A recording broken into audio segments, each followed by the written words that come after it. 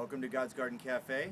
I'm Pastor Luke, and this is week 2 of Concrete Christianity, how to set that solid foundation for Christian living. In week 1, we talked about love the Lord your God with all your heart, mind, and soul. And how do we do that?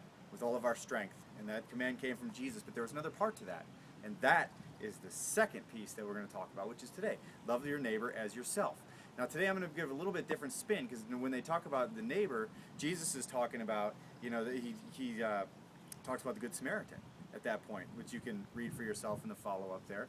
But what I want to talk to you about today is your actual literal neighbor. And I'm going to tell you from my standpoint that I'm as guilty as anybody.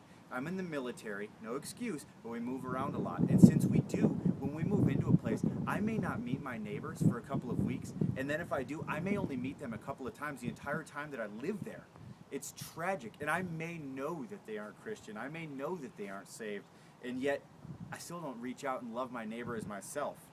So, what I want to do is I want to issue you a challenge this week. And the challenge is to love your neighbor as yourself, your literal neighbor. The neighbor, if you live on a country environment like we're staying at right now, and your neighbor is a mile away, you still have neighbors. Reach out to them. Reach out to somebody that you see in the store then. If you live in an urban environment, maybe you live in an apartment in the city, then you've got neighbors all over the place. Get to know a few of them. Invite them to dinner, maybe just sit out and talk on the porch, maybe have a glass of lemonade, whatever it may be. Or if you live in a suburban environment, you got them a couple of city blocks away, because you own 10, 15 acres, then go reach out to your neighbors. Just go and ask how they're doing. Hey, Bob, how's it going? Hey, Tim, how's it going? Hey, Jennifer, Tiffany, how are you doing today? And just get to know them. But it's hard to love our neighbors as ourselves when we don't know who they are. And like I said, this is a challenge for me as well as you.